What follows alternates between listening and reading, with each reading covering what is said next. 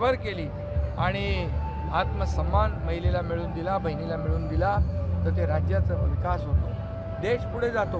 आणि म्हणून महिला सक्षमीकरणाशिवाय आपल्या देशाची राज्याची प्रगती ज्या वेगाने होऊ शकते आणि म्हणूनच आम्ही हा छोटासा कार्यक्रमाला पैसे काढत असताना सध्या आता बँकेमध्ये मोठी गर्दी होताना पाहायला मिळते, वादावादी कर्मचाऱ्यांमध्ये होताना पाहायला मिळाली। आपल्याला सांगतो या विरोधकांनी सुरुवातीपासून या योजनेला खोडा घातला। सुरुवातीपासून पहिलं म्हटलं ही योजना बोगस आहे, तुमच्याला खात्यात पैसे येणार नाहीत, तुम्हाला पैसे मिळणार नाहीत, हे चुनावी जुमला आहे। पण जेव्हा पैसे यायला लागले तेव्हा त्यांचे डोळे पांढरे झाले आणि मग म्हणाले लवकर लवकर पैसे काढून घ्या, लवकर लवकर पैसे काढून घ्या।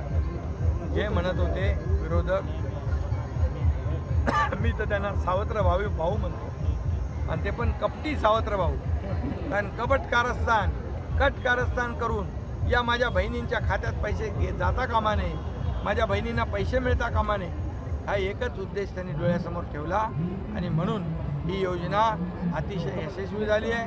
आज पाहतोय की मोठ्या प्रमाणावर महिला इथं आल्या आणि बहुतेक महिलांना सातारा जिल्ह्यातल्या खात्यात पैसे गेले, ज्यांचं आधार सीडिंग राहिलं आहे त्यांनाही खात्यात पैसे जातील, जे 31 ऑगस्टपर्यंत फॉर्म भरतील त्यांनाही पैसे मिळतील, त्याचबरोबर काही लोक राहून जातील त्यांना देखील आम्ही जुलै, ऑगस्ट, सप्टेंबरचे पैसे देऊ।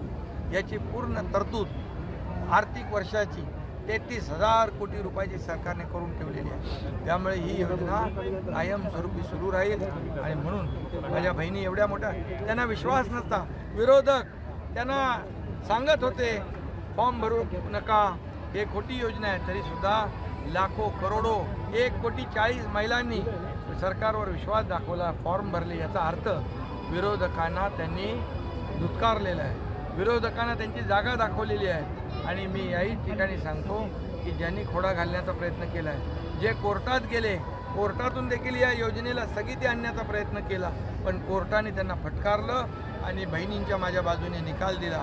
आणि म्हणून या माझ्या बहिणी ज्या सावत्र भावाने खोडा घातला आहे त्यांना योग्य वेळी योग्य जोडं दाखवतो। खोटा आरोप तुम्ही कशाला त्याच्यामध्ये खरं मानताय?